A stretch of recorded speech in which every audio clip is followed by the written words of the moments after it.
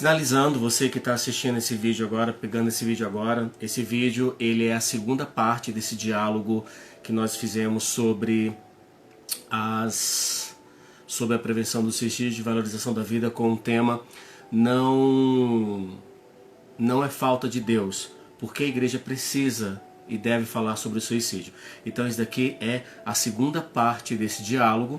Então eu te oriento a que você assista o primeiro diálogo, caso você não tenha assistido ainda, até para não pegar as coisas pela metade, tá bom?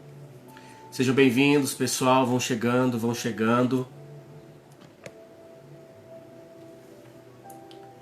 Eu vou deixar os comentários um pouquinho só para ouvir de vocês, se vocês estão gostando.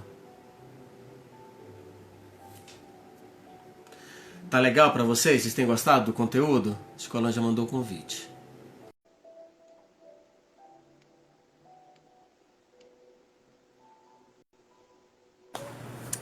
Eu tô gostando do conteúdo. Gente, peraí, Alan. Gente, eu tô usando... O pessoal tá falando assim... Tá bocejando, tá com spray. Gente, é porque eu tô com uma crise alérgica.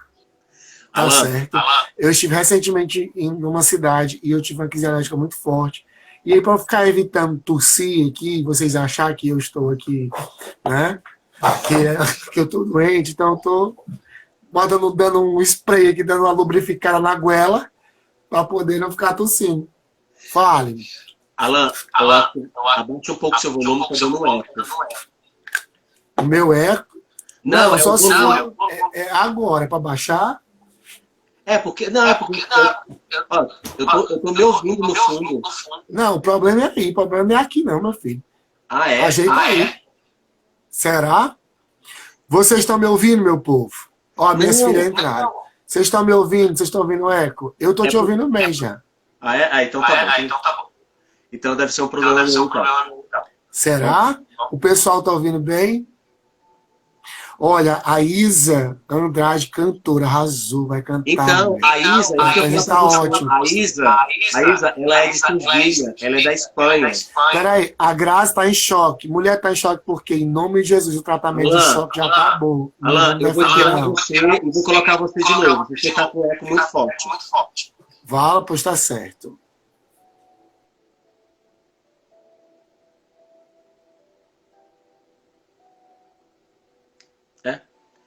Eu percebi isso, gente. Por isso que eu tirei e vou colocar ele de novo, tá bom?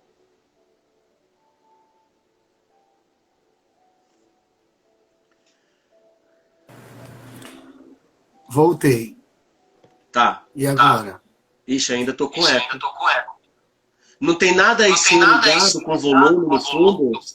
Aí, Tá do mesmo jeito. Eu nem me levantei. Eu levantei nem da cadeira. Peraí, o computador não tá com o Instagram aberto, não? Não, só tá o meu celular ligado. Até o outro tá desligado. Tá tudo desligado aqui. Que estranho. Até o gás que eu fiquei com medo. Jesus. Deixa eu botar aqui o fone, mas aí vamos ver se vocês me escutam. Peraí, vê se melhora. Tá. E aí, tá me ouvindo? Tô te ouvindo. E agora? Não, pra mim continua Pronto, normal. tá vendo? Ó, sumiu o eco. Pois é, mas antes não tava assim. Deixa de história. Mas não sou eu, homem. Eu só quero trazer o melhor pro povo. Só isso. Jesus deu um telefone novo. O telefone tá na era medieval. Amém. Olha, Mônica. Tá todo mundo aí aparecendo. Sejam bem-vindos. Olha aí. Olha minha filha lá de Mossoró. Gi também tá online. Eita, minha... Alan. Quem mais tá aí, meu povo? Se manifesta agora. Quem tiver na live agora, se manifesta. Vamos dar uma ordem. Gente, é o seguinte, eu preciso falar como se a pessoa estivesse acessando o vídeo. Se você acessou esse vídeo agora, pós-gravado, existe a primeira parte desse diálogo com o Alan, tá bom? Essa é a segunda pauta, não é falta de Deus, porque a igreja deve falar sobre suicídio. Esse ao vivo que você está aqui agora é a segunda parte. Tem a primeira parte que já foi gravada, então busque acessar isso, tá bom? É isso. Eu tô rindo dos comentários. Estão falando da gente? Olha, esses meninos estão comentando aí. Esses meninos são filhos de quem? Esses meninos estão mangando da gente. Quem é esses meninos que estão mangando da gente? Eu não sei. Filhos espirituais. Eu não sei quem que esse povo puxa desse jeito. Ô, povo marmotoso. Hein? A Mônica tá falando que a gente é dupla dinâmica. Os Minions. Ó, gente, eu vou desativar os comentários agora e daqui a pouco eu vou reativar eles de novo, tá bom? Prepara sua pergunta aí. Pois é, deixa eu só pegar aqui. Ó, agora tá dando Gente, para ouvir. Você tá ouvindo em algum lugar aí? Tá dando para ouvir. porque é o Instagram, é o perfil que eu coloco, mas eu já tirei. Gente, vamos lá, Tá. continuando. Alan, Isso. eu conheço o seu trabalho, assim, muito, muito, muito específico. Eu me lembro que você compartilhava comigo, gente, quando gente, esse homem ganhou uma bolsa para fazer psicologia, tá, bebê? É servo, tá, fia? Não é qualquer um, não. Então, olha só, dentro desse contexto todo, o Alan ele compartilhava: Ah, Jean, eu tô começando a fazer pós em saúde mental, porque a gente começou a trocar algumas figurinhas por causa do meu processo de reencontro profissional, da criação da propósito, a gente trocava muita figurinha. Então, eu acompanhei toda essa transição do Alan e principalmente o princípio de parceria com psicólogas, com núcleos de ajuda. Sim. Então, eu acompanhei muito isso. Alan, quais são as ações, se você consegue pontuar para a gente, quais são as ações que a Filhos da Luz desenvolveu aí no Ceará para a prevenção do suicídio e valorização da vida e, principalmente, quais foram os resultados? Bom, é importante a gente lembrar que a gente ainda está em construção, né? Então, assim, é um trabalho muito novo que a gente tem. Essa construção, né, tem um pouco mais de um ano apenas. Mas o primeiro trabalho que eu tenho tentado fazer aqui, a gente tem feito, é a acolhida, né? Tentar trazer mesmo. A gente tem um trabalho aqui em células, então a gente tenta fazer com que essa célula funcione também como um filtro para a gente poder identificar aquela pessoa que esteja precisando, para que ela possa chegar até o núcleo de atendimento. Então a gente tem todo um trabalho por trás, toda uma equipe de ação social, para tentar identificar, né, como é esse trabalho. Comecei a desenvolver várias parcerias com grupos aqui, como Mães pela Diversidade, coordenadoria do governo do estado, coordenadoria, né, da prefeitura, secretaria de defesa, para que a gente pudesse começar a fazer. Hoje eu tenho uma parceria com a parte da OAB que trabalha, né, com o público LGBTQIA+. Então, através dessa parceria, a gente vai começando a tentar ajudar essa pessoa a identificar a situação que ela esteja passando. E aí, nesse período, né, há 2 anos, nascia aí um projeto chamado Ascender, né, que é chama Ascender Núcleo de Atendimento Terapêutico, onde eu tenho psicólogos que são voluntários, Bonito que nome. Ascender. Né? E o nome veio de um paciente, tá? Ele que desenhou, ele que deu o nome, porque eu não tinha nome. A gente só chamava que era núcleo de atendimento. Só que, por conta, né, do Conselho Regional, eu não posso ter o núcleo de atendimento vinculado à instituição religiosa. Então, eu tive que criar uma sala Por que fora. não? Por que não? Só de curiosidade, realmente. Tá? Por que Não não? pode. É uma norma do Conselho. A gente não pode ter Ah, tá. nenhum. Não sabia disso. É uma das normas do Conselho. Acredito que isso seja geral. Mas aqui no Ceará, eu fui lá até o Conselho, apresentei o projeto, né, para que a gente pudesse ser legalizado, pudesse funcionar. Então, hoje eu tenho a supervisão desse projeto, né, que é uma psicóloga que faz a supervisão. Então, eu posso ter estagiários de psicologia, como eu também tenho recém-formados, como eu já tenho psicólogos, né, que já têm 12 anos, 15 anos, que já têm seu consultório, mas que dedicam 1 hora por semana, 2 horas para esse trabalho de escuta. Então, a gente tem esse trabalho. Agora, na pandemia, a gente, obviamente, não está tendo atendimento, né, presencial, mas eles têm procurado dar uma assistência online a todos que fazem parte. Esse projeto, a pessoa ela faz parte através de uma tarifa social.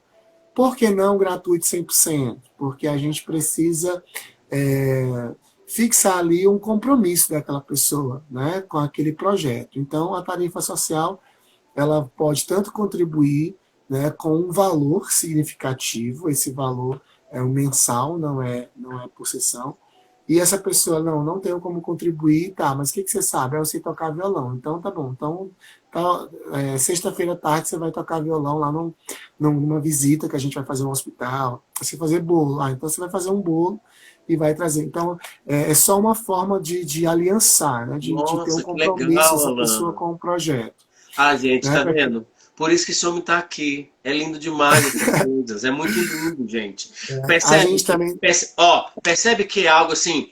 Parece que o primeiro passo é o mais difícil, mas depois é tão fácil, gente, ajudar o próximo. É tão simples. a gente tá, Imagina as pessoas que estão paradas em casa, sofrendo, e é isso aí. A pessoa sabe tocar um violão, sabe fazer um bolo, sabe fazer alguma coisa, contribuir.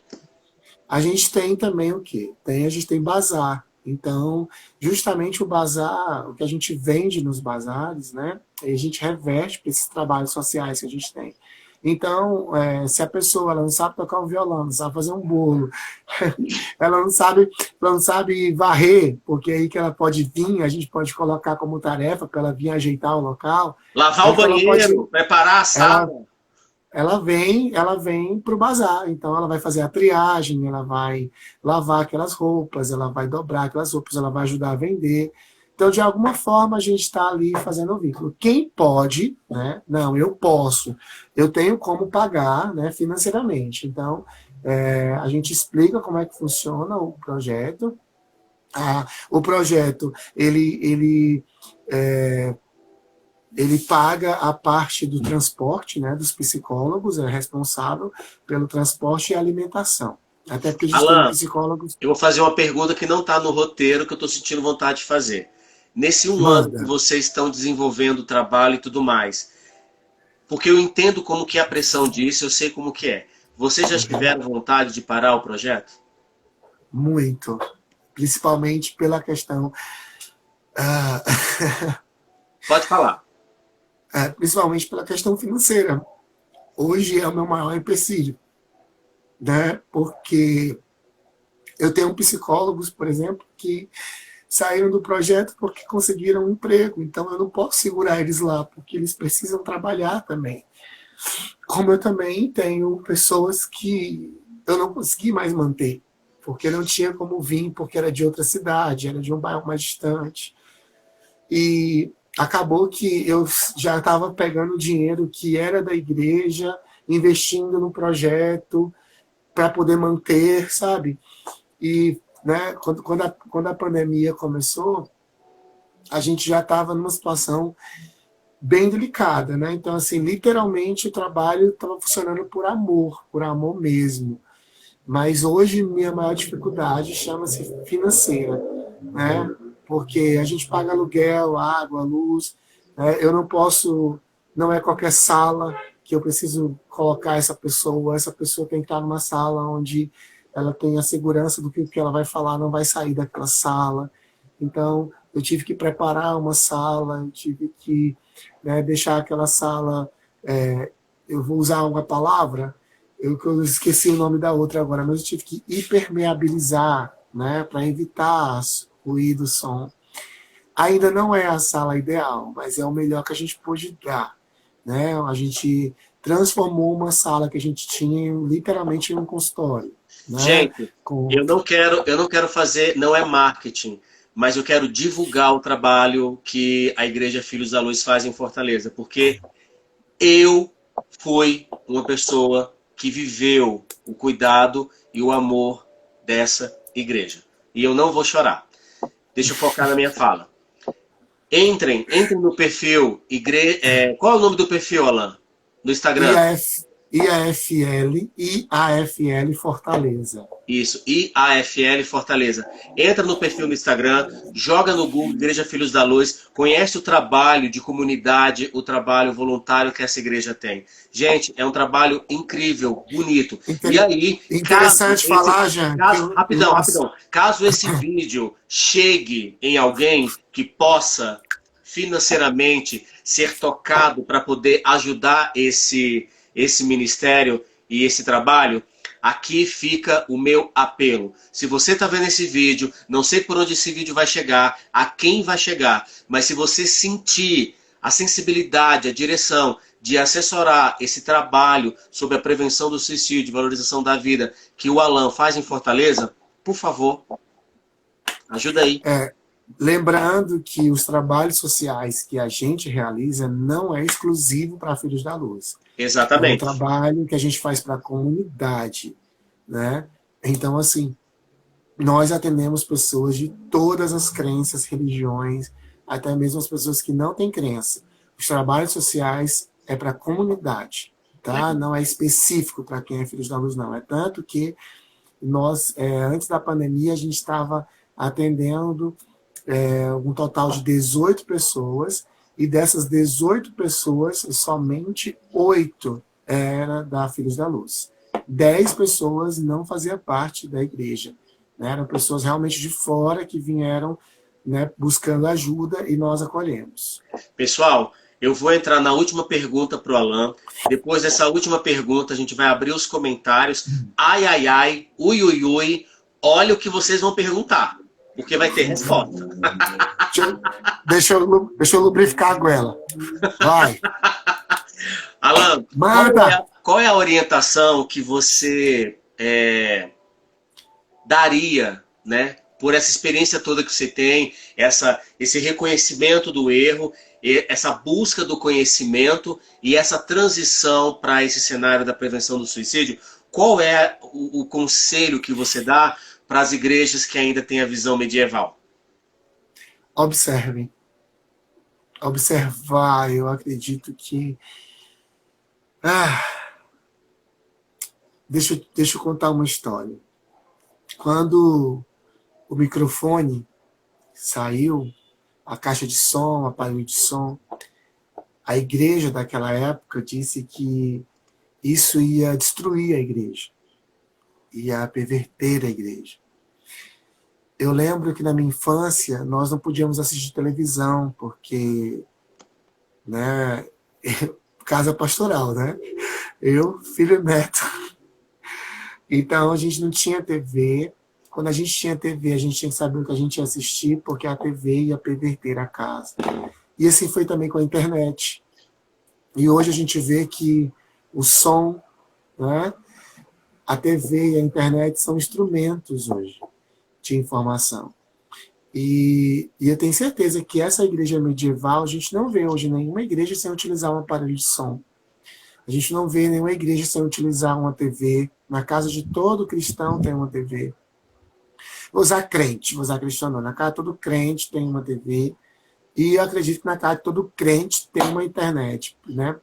Nem todo mundo tem condição. Mas pelo menos do vizinho você pega o Wi-Fi. Pelo menos celular você tem. Então, assim, se nós fomos evoluindo para algumas coisas, por que não evoluir para outras? É isso que eu não consigo entender, porque você sabe que eu adoro mexer com a minha mãe, né? E eu perturbo muito o juízo dela, até ela me bater. Ela sai E aí ela fala para mim que eu tenho que tirar a minha barba. Já cortou o cabelo, agora tira a barba. E aí eu aproveitei que ela estava assistindo um filme de época, né? E aí estava lá Jesus servindo a ceia e todos os discípulos barbudos de cabelo grande.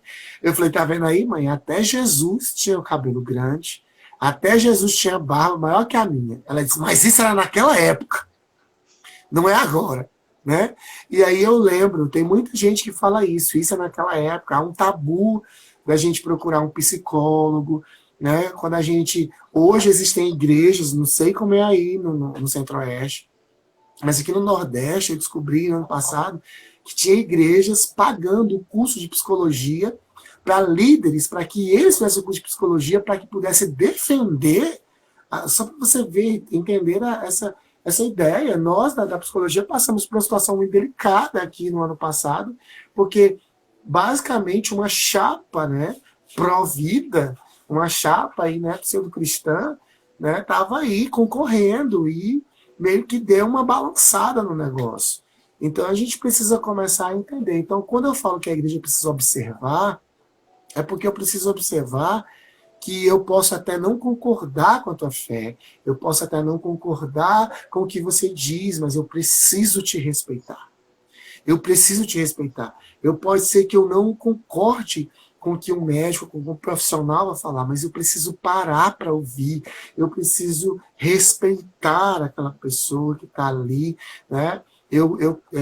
Já teve pessoas, Jean, que nós perdemos mesmo, quando digo perdemos, perdemos tanto no sentido de adoecimento quanto de suicídio, que por orientação do pastor jogou o medicamento fora. Pessoas que estavam tomando remédio controlado, pessoas de tarja preta, né? Pessoas chegavam em casa e jogavam, né? Eu tenho filhos que são revoltados hoje porque os pais jogavam os comprimidos fora. Né? E, assim, eu chego para minha mãe hoje, ela fala assim, filho, eu estou dependendo desses remédios, né? Devido a diabetes e tal. E assim, eu falo para ela assim, mãe, esse é o seu milagre. Existem milagres, são instantâneos, existem milagres que Deus vai usar um médico para isso. Então a gente precisa começar a abrir mais a nossa visão para falar sobre isso. Jean, daqui a 5 anos, nós vamos ter uma média de 65%, se eu não me engano, de 65% a 80% das crianças que vão nascer com TEA, né, com o transtorno do espectro do autismo. Então, assim, onde a igreja está? A igreja está preparada para receber essas pessoas? A igreja está preparada para receber alguém com ideação suicida? A igreja está preparada para receber alguém com transtorno bipolar? A igreja está preparada para receber? Ou será que a igreja vai encarar tudo como espiritual? Hoje uma das nossas voluntárias, uma das voluntárias também mandou de que, infelizmente, ela faz parte de um núcleo de uma igreja e que nesse núcleo dessa igreja, algumas pessoas dizem claramente, assim, verbalizam mesmo, psicologia é coisa do diabo, psiquiatria é bobagem. Ela verbalizou isso para mim de maneira muito, muito direta. Gente, eu preciso pontuar mais uma vez isso daqui para você que talvez não seguiu o meu conselho e não foi assistir a primeira parte e está aqui assistindo essa segunda parte. É o seguinte, nós estamos com o Alan, que é um líder evangélico, de uma igreja evangélica, de um trabalho específico. Mas o meu pedido é, tira essa questão da religião e coloca o cenário que você faz parte. Tudo vai se encaixar. Tudo vai se encaixar. Entende? Não é a religião que está sendo discutida aqui. São as atitudes erradas. E que eu conheço, toda a situação acontece em doutrina espírita, está acontecendo em algumas religiões de raiz africana e em todas as denominações religiosas acontecem essas interpretações erradas. Alan? Sabe, outra ação, uma ação que a gente faz, esse ano não foi possível, né, fazer, devido à pandemia, mas a gente sempre faz o dia do abraço, a gente vai para os pontos específicos. Né? No ano passado, a gente trouxe muito resultado, mas muito resultado mesmo. A gente dividiu a igreja em várias equipes e fomos para vários pontos, né, de grande movimentação aqui em Fortaleza. Então, eu dei asa à imaginação, e aí teve gente que fez balões amarelos, outros foram rosas, outros fizeram grandes painéis e falaram assim, coloca aqui como foi seu dia, cartaz com abraço grátis, né? E a gente recebeu muito feedback de pessoas que choravam, de pessoas que chamavam a gente no canto para conversar, de pessoas que vieram nos procurar depois, né? O núcleo terapêutico, hoje eu já tenho resultados maravilhosos, eu tenho pessoas que foram encaminhadas ao psiquiatra, pessoas que estão sendo acompanhadas com o psiquiatra. Através do núcleo terapêutico, nós tivemos pessoas que conseguiram entender, associar a questão do adoecimento mental realmente como adoecimento. Hoje, eu costumo dizer para as pessoas que precisam tomar medicação, que eu digo assim, se você tivesse com diabetes, se tivesse com dor de cabeça crônica, se tivesse com problema de pressão alta, você não estaria tomando um remédio controlado ali, um remédio no seu horário? Por que não? Então, por que a gente negligencia tanto a nossa saúde mental? A gente precisa parar de começar a negligenciar a nossa saúde mental e a perceber mais isso. E aí, paralelo a tudo isso, outras ações que a gente faz é tentar realmente fazer esse trabalho familiar. Porque, assim, como o meu público-alvo, né, maior, né, por dizer assim, é o público LGBTQIA+, né, então, assim, a gente vê que é um público que já sofreu muita rejeição, que não tem casa, né, que não tem família. Então, a gente fez um trabalho paralelo. Só a gente sabe como eles chegam para ser então, atendidos. E então tem um trabalho muito paralelo aí, né? Isso não é à toa que muitos me chamam de pai. Alguns me chamam de pai por afeição, outros por respeito, mas outros porque realmente a gente acabou assumindo, né, aquele papel. Tem um testemunho muito forte para te dar, que assim, no passado eu acolhi uma família e quando eu comecei na ação social, e essa família tinha um adolescente e duas crianças, uma menina de 7, um menino de 8 e um garoto de 12. E eu levei uma cesta básica e essa família trocou, né? Os pais trocaram por drogas, eram viciados. E havia muito uma situação muito caótica dessa família. E Deus havia falado para mim que eu não desistisse dessa família. Mas eu fiquei muito frustrado de saber que aquela família estava trocando tudo aquilo. E eu comecei a tentar entender o que estava por trás de toda aquela dependência, né, do álcool e das drogas daquele pai, daquela mãe, e comecei a acolher as crianças e o adolescente, né, levando para a igreja. Eu ia na escola para saber como estava, né, as aulas, e hoje, né, para minha surpresa, né, eu tenho uma filha trans, né, que na época era o garoto, e hoje é uma menina linda, né, que se assumiu, e hoje é uma ativista social, formada, né, pela Universidade Estadual do Ceará em Serviço Social e tem um trabalho maravilhoso.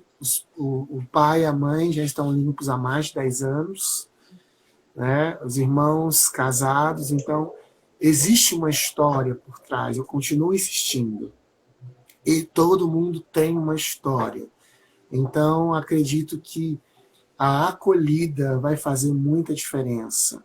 Já você acolher, só o fato de você ouvir, de você acolher o outro, isso já vai fazer. Então, se você me perguntou assim, quais são os resultados, os principais resultados estão aqui, né? Eu não tenho como mostrar para vocês, mas se vocês entrarem na nossa página no YouTube, Igreja Apostólica Filhos da Luz, se vocês entrarem no nosso Instagram, @IAFL Fortaleza, nós temos igreja em Mossoró, @IAFL Mossoró, em Natal, @IAFL Natal. Vocês vão ver um pouco do fruto desses trabalhos de escuta, né, desse trabalho de acolhida. Nós temos pessoas que foram acolhidas e que não ficaram na igreja porque não se identificaram. E isso é completamente normal. O trabalho que a gente tem de social, como eu já disse, não é um trabalho específico para quem é da Filhos da Luz, mas é um trabalho para a sociedade. Gente, seguinte, o Alan ele puxou um gancho aí sobre a questão da comunidade que ele atua, a comunidade LGBTI+. Essa vai ser a nossa nona pauta, ok? Daqui a 2 semanas ela vai ser a nossa nona pauta e o tema é comunidade LGBTI+, o discurso que ajuda a matar. A gente vai falar sobre isso sim, porque A existe um gente precisa discurso falar sobre adoecimento mental. existe um discurso que ajuda as pessoas a ter esses pensamentos. Alan, Ah, seguinte, eu vou te fazer. deixa eu só compartilhar algo importante. Acho que, inclusive, se você quiser citar nessa live. Há 4 anos atrás, eu estava participando de uma convenção, né, sobre prevenção ao suicídio. E aí, quem estava, né, palestrando era a diretora de um dos hospitais referências Norte e Nordeste. E ela falou ali sobre, né, todos os casos, a estatística das tentativas de suicídio. E ela foi falando. No final, eu cheguei para ela e falei assim: a senhora citou tantos casos, né, de tentativa de suicídio, não teve nenhum caso, né, de tentativa de suicídio pelo fato da pessoa ser LGBTQIA+, a pessoa ter uma rejeição familiar por causa disso. Ela, sim, nós tivemos muito. Eu disse, mas por que a senhora não citou na sua estatística? E aí eu comecei uma briga mesmo, né, e levei isso à frente mesmo, levei para a coordenadoria, levei para a gestão que estava tomando conta do Congresso na época, e eu exigi que fosse colocado isso em pauta, porque nós precisamos falar sobre o adoecimento mental da população LGBTQIA+. Precisa ser falado, sim. É uma população que ficou por muito tempo marginalizada, e essa marginalização, essa ficar sempre à margem, isso é um dos principais motivos pelo qual muitos LGBT são, né, sofrem aí de doenças psicossomáticas e levam, inclusive, ao suicídio. Legal. Alan, eu vou te pedir um favor, antes que eu me esqueça, é o seguinte. Eu Sim. pedi para que você trouxesse uma frase final sobre a vida, para você compartilhar. Você trouxe essa frase? Não, acabei esquecendo, mas a gente fala. Não, então tá. Seguinte, no final, quando a gente terminar tudo, eu vou te pedir um grande favor. Passa lá no IGVT, nos 2 vídeos, curte, comenta, claro, mas lá nos comentários, deixa os endereços da Filhos da Luz nos comentários lá no vídeo, tá bom? Tá? Tá. Então, Inclusive, importante falar, esqueci algo muito importante, esquecendo. Né? Você vai perguntar ainda dos projetos da igreja ou não? Já vai ser as perguntas. não, eu perguntei, uai. Não, é porque eu acabei esquecendo, se acalma. Olha só, além do projeto Assembleia, tem um projeto dentro da igreja chamado Farol, que é um projeto para homens e mulheres trans. Nós temos um projeto de acessibilidade, que trabalha com Libras. Então, inclusive, há um alto índice de suicídio na população surda. Tá? Então, se faz necessário, sim, nesse trabalho, de ter uma atenção, né, para a comunidade surda. Tá? Fora dos trabalhos também. Mas aí, cadê? Vamos interagir com o Gente, pessoal. olha só, vamos lá. Eu abri os comentários aí para vocês poderem fazer. Agora são exatamente 10h34 aqui no meu relógio. Então, até as 10h50 a gente vai abrir para as perguntas. Então, deixa eu abrir aqui. Alan, eu vou ler a pergunta e eu faço, tá bom? Tá bom. Deixa eu subir aqui. Gente, tá aberto para vocês poderem fazer pergunta. Já tem uma aqui, deixa eu ver aqui no quadrinho. É isolamento acústico, nem todo herói usa capa. Tá, a Dani falou que nem todo herói usa capa, só foram comentários. E a Elisa estava falando sobre a questão do eco que estava acontecendo. Gente, tá aberto para as perguntas. Quem quiser fazer a pergunta, tem um delay agora, né? Porque a gente está falando aqui, eles vão receber segundos depois para poder responder. Alan, mas enquanto verdade sou intérprete, posso afirmar isso infeliz. Ó, a Grazi é uma voluntária. Ela está falando sobre a questão do que você disse dos comentários dos surdos. Sim. Grazi, inclusive a gente tem um trabalho aqui em Fortaleza. Alexandre está mandando saudade. Alexandre! Ó, Deus, desculpa, Grazi. Esse macho entrou aí, eu me quebro todinho.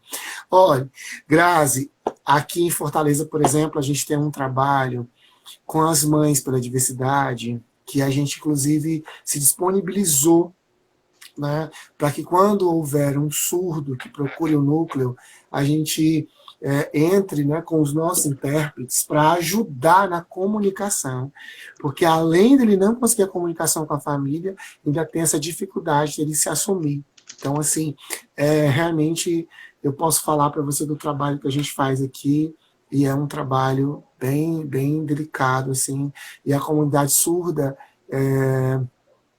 é uma comunidade que sofre e pelo fato, né, deles serem muito fechados entre eles, de não ter, né, com quem dialogar, então eles costumam para eles, né, isso eu posso dizer porque eu já conversei com muitos, eles veem como um ato heróico, né, tipo aquela pessoa tirou a própria vida, então ele subiu naquele prédio e se jogou, e a maioria dos surdos, quando se suicidam, pelo menos na estatística aqui do Ceará, eles têm essa tendência a ir a prédios, né? Então, assim, é algo que nos preocupa, né? Os shoppings aqui, inclusive, né, um momento, eles começaram a colocar grade de proteção e tudo mais, devido a esse alto número. Então, é importante a gente falar sobre isso. Alan, tá? Primeiro, a Jo está agradecendo o conteúdo da live, ela falou que aprendeu muito.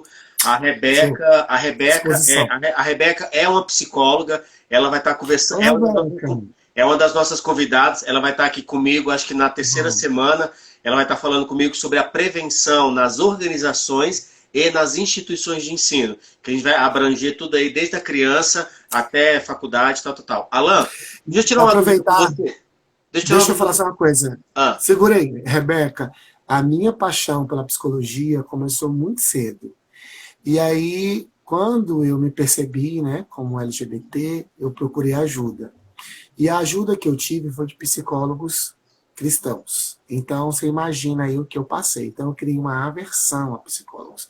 Eu não queria falar. E aí eu cresci com essa aversão, né? Até que um dia estou eu trazendo um sermão na igreja e eu falo muito, começo a falar sobre a questão da aceitação, da importância do falar. No outro dia de manhã chega uma menina no meu gabinete, na minha sala, e fala para mim assim: pai, muito obrigado pela palavra que o senhor me deu ontem, o senhor me encorajou. Estou indo na delegacia agora denunciar o meu pai porque eu sofro abuso dele há 17 anos. E ali meu mundo caiu e eu comecei. E foi aquele momento que eu percebi que eu não ia dar conta sozinho. Eu precisava de profissionais da área. E aí eu baixei minha guarda, fui para terapia, faço terapia, amo, amo de paixão, né? Depois do Senhor, né? Depois do meu momento com Deus, é a terapia. Então foi assim que surgiu. Fala, Jean. Alan, a gente sabe que não é noticiado as estatísticas, não é falado e tudo mais. Sim. Por onde que as pessoas poderiam, você tem algum conhecimento de algum canal, site, alguma associação que a gente possa ter conhecimento dos números dessa estatística, ou é só realmente fechado para essas organizações mais elaboradas que têm acesso? É muito complicado para a gente conseguir realmente uma estatística. É bem delicado, porque até porque se há um incentivo, né, se for falar sobre isso, inclusive durante alguns momentos houve-se até questionamentos sobre o Setembro Amarelo, se de certa forma a gente não estava ali incentivando as pessoas a essa questão do suicídio. É tanto que ano passado eu lancei uma campanha chamada Não é só setembro, que a gente fez um trabalho o ano inteiro, no ano passado. Esse ano eu não pude repetir, mas ano passado, em meados assim, de março, eu comecei um trabalho chamado Não é só setembro. É importante a gente falar sobre isso. Seguinte, o Murilo tá falando aqui, rapidinho, o Murilo tá falando aqui, Murilo, hoje eu tive acesso, uma pessoa me perguntou se eu iria fazer um ao vivo focado nessa questão do suicídio dentro da comunidade afro, da comunidade negra do Brasil. Eu coloco aqui a minha meia-culpa, não por não ter pensado, mas é porque eu não conheço pessoas com propriedade para poder falar, entende? Entretanto, hoje, no final do dia, eu consegui o contato com algumas pessoas. Então, talvez até o final do ano eu deva encontrar aí na agenda e eu vou trazer essas pessoas para falar sobre isso com a gente, tá bom? Alan, Murilo, deixa eu responder uma coisa para o Murilo. Murilo, eu fui participar aqui na Federal de uma roda de conversa na Universidade Federal do Ceará. E ali tinha um rapaz com muita propriedade falando sobre essa questão do adoecimento mental na população negra, né, na população afro. E aí eu levantei para fazer uma pergunta e eu disse assim: nossa, mas como posso ajudar? Né? Porque assim, e aí eu muito cheio de razão, né?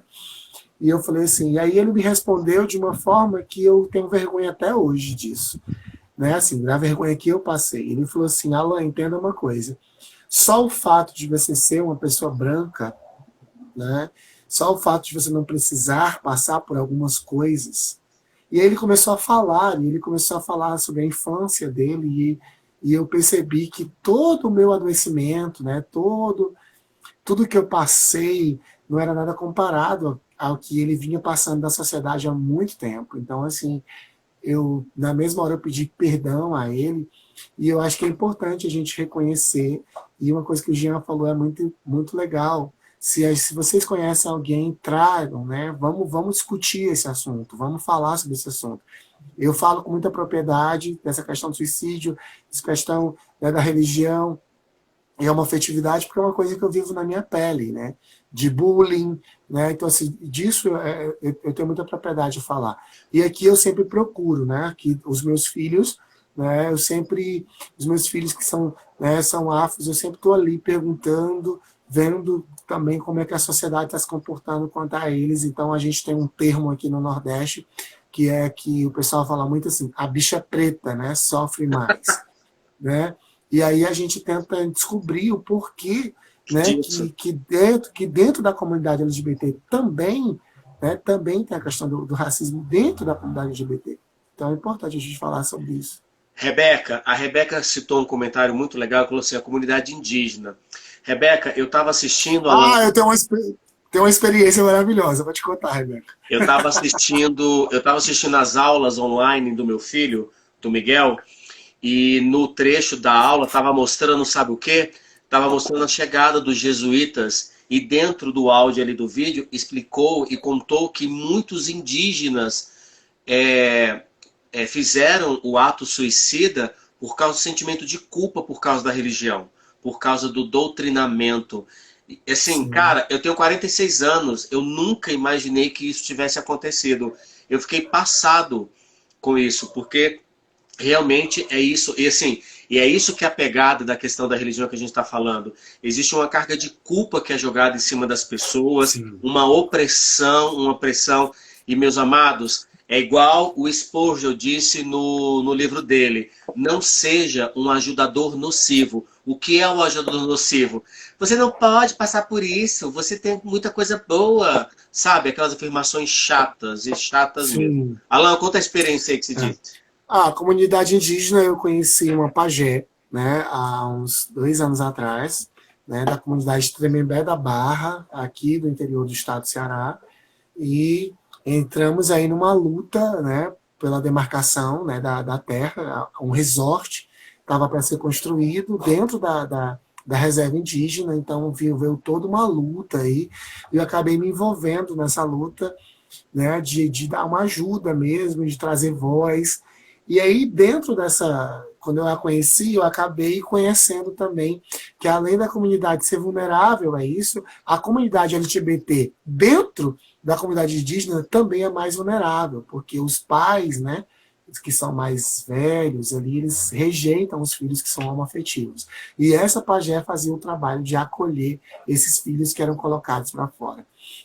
E aí achava muito engraçado, porque eu Que dizia assim, eu lindo. preciso. E ela falava para mim muito assim, eu preciso aprender com o senhor. E eu disse, eu preciso aprender com você. E Tem aí a nome gente da, tem criou nome da uma comunidade, amizade. Alan? Tremembé da Barra, É no Ceará? no interior do estado do Ceará. Nossa. Ó, a Grazi tá pedindo uma dica para você. Eu sei que você vai dar a dica, mas só deixa eu fortalecer aqui. Grazi, É, esse cenário educacional, eu vou pedir para o Alan responder para você. Mas eu quero reforçar que nós vamos ter a psicóloga Rebeca, que vai estar conversando com a gente a pauta, que se chama A Prevenção nas Organizações e a Prevenção nas Instituições de Ensino, tá bom? Só para reforçar aí. Alan, com tá. você. Bom, Grazi, é um desafio muito grande para mim, né? Assim, não sou muito da área da educação, apesar de amar a área da educação, mas eu acredito que a gente precisa começar a pensar no todo.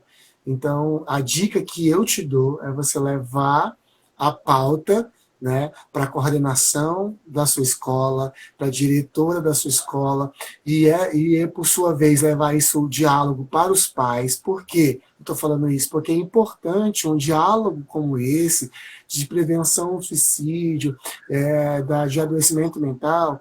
É tão importante a gente primeiro ver se nós vamos ter a continuidade desse diálogo, porque há uma preocupação, hoje a gente tem, porque muita gente começa, mas não tem uma continuidade. E aí você que está lidando aí com o ensino médio, então eu acredito que a idade, né, deve variar dos seus 15 aos seus 18 anos, né, mais ou menos. Então, eu acredito que o envolvimento da escola, de falar sobre isso, mas assim, quando eu digo envolvimento geral mesmo, de alguns trabalhos, e aí também levar isso para a comunidade, para os pais, né? Então, acredito, né, que seria o melhor, seria a minha dica, tá? Acredito que a pessoa mais indicada a falar para você sobre isso, né? O Jean já vai trazer alguém, eu já ia recomendar, né? Uma psicopedagoga poderia te dar essa dica. Mas, assim, alguém que já fez um trabalho em escolas, né? Eu estou te dando essa dica como alguém que já foi para a escola dar muita palestra, né? Então, assim, eu já trabalhei com muita escola, que eu sou convidado para a gente poder falar sobre isso. Então, fica aqui essa dica de você procurar aí os profissionais, né? Os psicopedagogos, as coordenadoras, e aí fazer esse convite à família também, para que haja um envolvimento. E eu acredito que se a gente começar a produzir um diálogo em sala de aula, no pátio da escola, e a gente levar isso para as ruas e para casa, aí eu acredito que a gente já vai ter aberto grandes estradas e não só um caminho. Gente, é muito importante sinalizar para vocês, e principalmente vocês que estão nos acompanhando, o seguinte. Eu vou estar trazendo também uma pessoa que é mestra dentro do cenário da prevenção do suicídio. Ela vai estar falando sobre sobre enlutados. E eu conversando com ela, e ela vai trazer, Grazi, um pouco dessa experiência em escola. É a Fernanda. Ela tem um perfil muito específico sobre isso, ela faz uns trabalhos incríveis da palestra e tudo mais. E uma das coisas, Grazi, que ela disse, muito específica, eu já posso até falar aqui para você já não correr no erro, porque às vezes a gente quer fazer a coisa acontecer e não percebe o que pode ter como efeito errado, que é o quê? Ela disse, Jean, nós nunca fazemos uma roda de discussão com pessoas que já tentaram suicídio dentro da escola.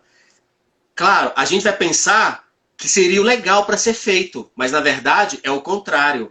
Ali acontecem os gatilhos, ali acontecem situações que você não vai conseguir coordenar. Então, só estou dando essa dica porque ela me deu essa dica quando eu a convidei, a gente trocou uma ideia muito legal. Então, realmente, Grazi, fortalecendo o que o Alan disse, primeiro pega a pauta e dialoga com os diretores da escola, a coordenação pedagógica, e desdobra muito bem isso, de passo a passo. E Grazi, eu tenho um projeto que ainda não deu certo, mas é um projeto assim, do coração, né? Que é dentro do núcleo do Ascender, que nós temos psicólogos, eu pretendo fazer com que esse núcleo ele cresça para as escolas. Mas esse núcleo, antes de atuar com os alunos, o meu projeto é de atuar com os funcionários, com os professores. Então, hoje, se existe, né, Alexandre está aqui me ouvindo, ele vai concordar comigo. Se existe hoje uma classe, né, de profissionais que precisam de uma atenção na sua saúde mental, são os educadores. Verdade. Porque...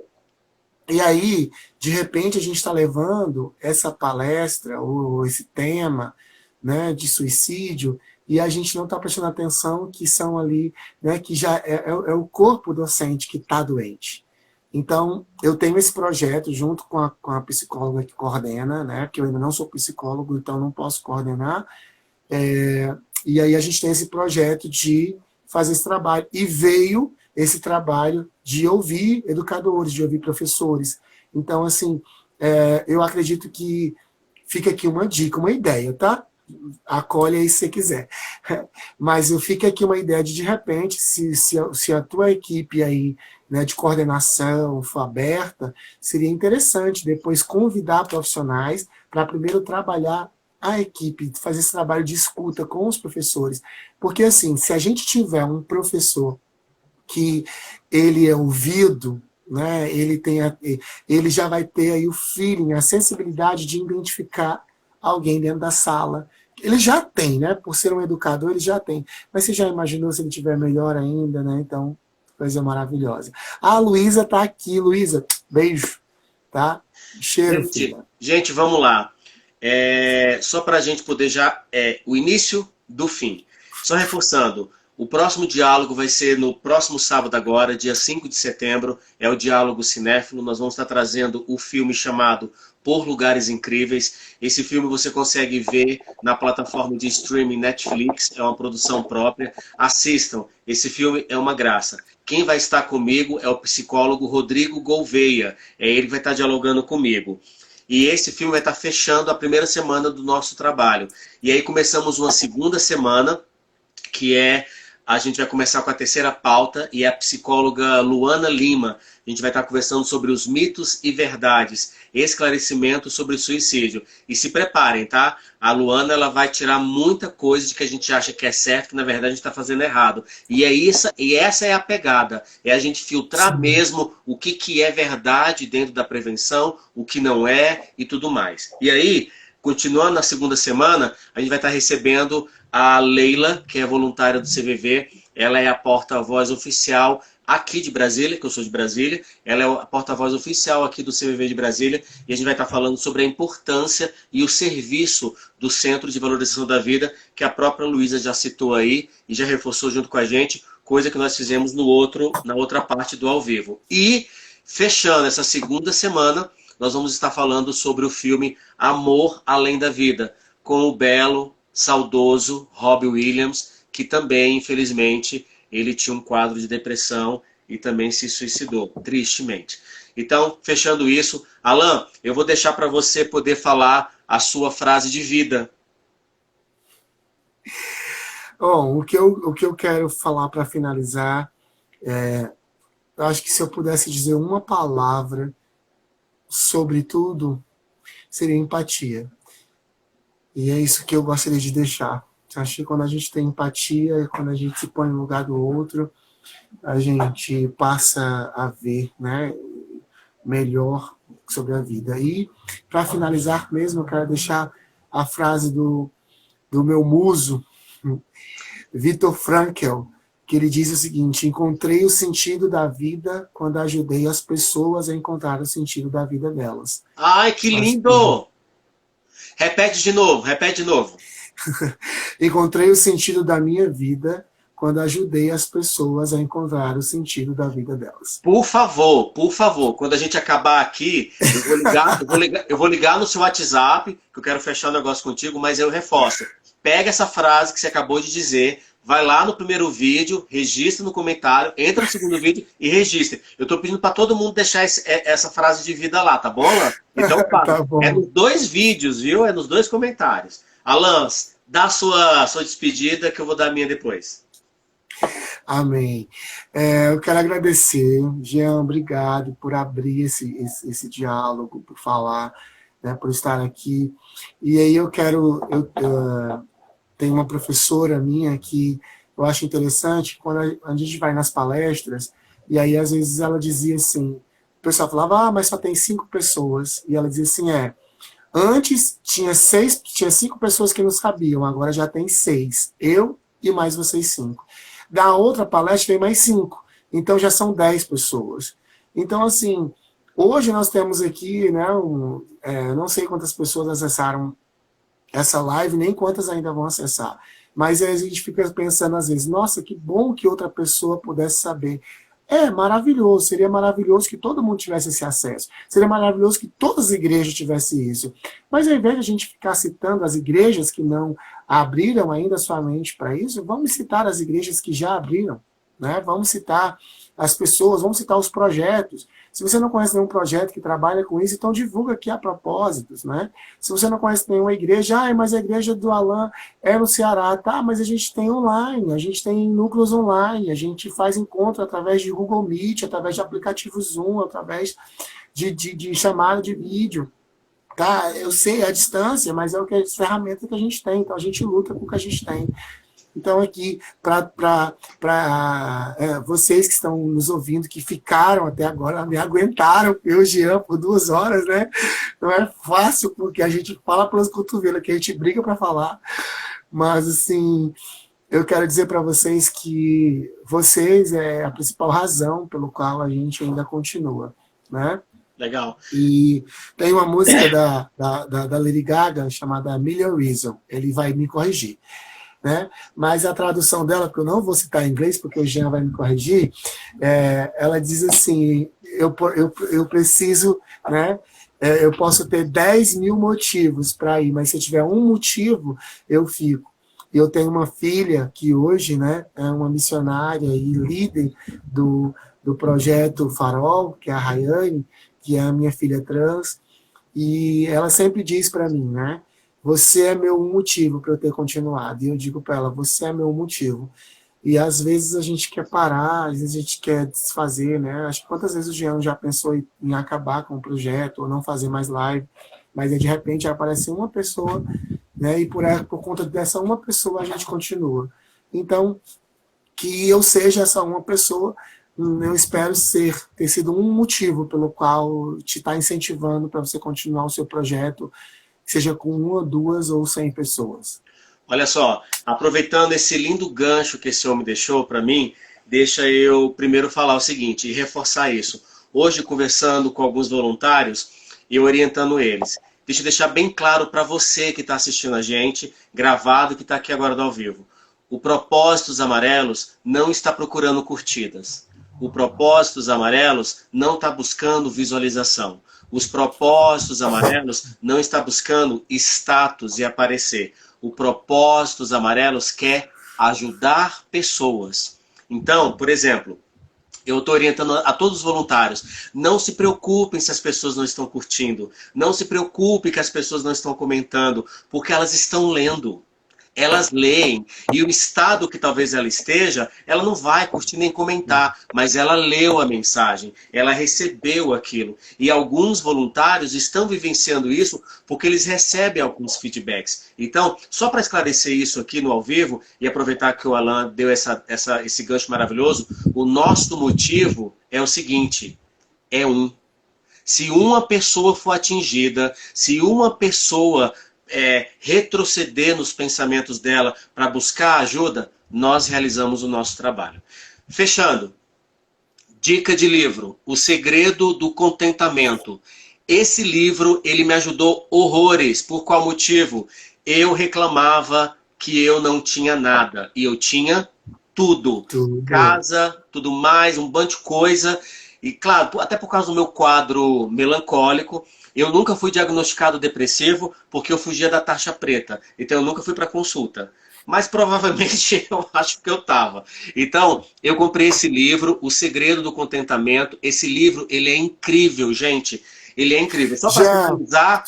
Eu só dou uma dica. É melhor você procurar logo um profissional aí de Brasília e não esperar eu me graduar daqui a 6 meses, senão você tá ferrado. É só para deixar claro, gente, esse livro ele tem um teor voltado religioso, mas ele é incrível. Então, fica a dica. Você consegue lê-lo filtrando. Talvez você tenha uma outra religião. Ó, só para mostrar para vocês, olha o tanto de coisa que eu já escrevi nesse livro.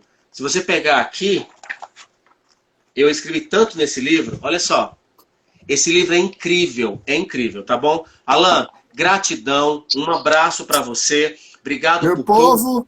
Para vocês. Um cheiro em todo mundo. Se vocês acham que a minha amizade com o Alan é uma amizade diária, de todo dia ficar ali no WhatsApp conversando, a gente fica meses sem se falar, mas quando o Espírito Santo manda, a gente troca umas ideias ou coisa parecida.